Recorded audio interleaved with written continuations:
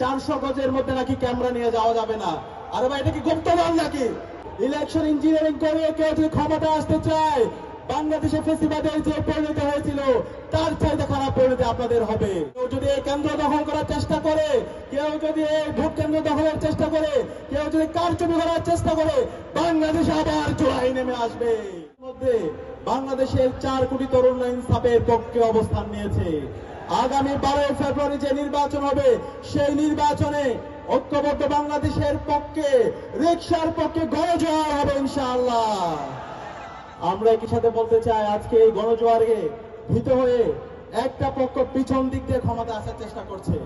আমরা সাবধান করছি, পেছন দিক দিয়ে যদি কেউ ক্ষমতা আসতে চায়, ইলেকশন ইঞ্জিনিয়ারিং করে কেউ যদি ক্ষমতা আসতে চায়, বাংলাদেশে ফেসিবাদের যে পরিণতি হয়েছিল তার চাইতে খারাপ পরিণতি আপনাদের হবে।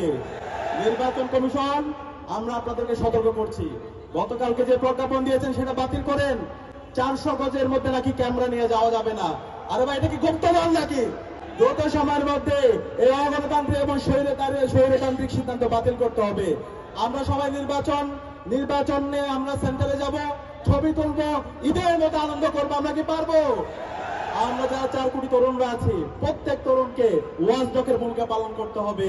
কেউ যদি এই কেন্দ্র দখল করার চেষ্টা করে, কেউ যদি এই ভোট কেন্দ্র দখলের চেষ্টা করে, কেউ যদি কারচুপি করার চেষ্টা করে, বাংলাদেশ আবার জোড়ায় নেমে আসবে। সুতরাং তরুণদেরকে বলবো, আমরা ঐক্যবদ্ধ আছি। জুলাই প্রজন্মকে বলবো, আবার ঐক্যবদ্ধ হতে হবে, প্রতিটি কেন্দ্র পাহারা দিতে হবে। আমরা কি পারবো ইনশাআল্লাহ? ইনশাআল্লাহ। সর্বশেষ বলবো, আমাদের আল্লামা মামুনুল হককে ব্যাপক ব্যবধানে বিজয় করতে হবে। আমরা কি পারবো? আমাদের সবার কোনো মার্কা আছে?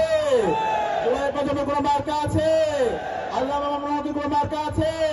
ডাক্তার শফিকুর রহমানের কোনো মার্কা আছে? নাহিদ ইসলামের কোনো মার্কা আছে? এই বড় তো সেই মার্কা।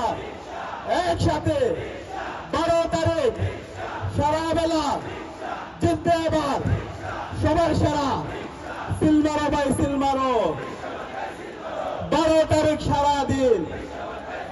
সর্বশেষ রিকশায় সিল মারার পাশাপাশি আমরা গণভোটে হ্যাঁ দিব। গণভোটে হ্যাঁ মানে হলো আজাদি, হ্যাঁ মানে হলো ইনসাফ, হ্যাঁ মানে হলো শহীদ উসমান হাদি হত্যার বিচার। তাহলে আমরা গণভোটে হ্যাঁ পারবো তো ইনশাআল্লাহ?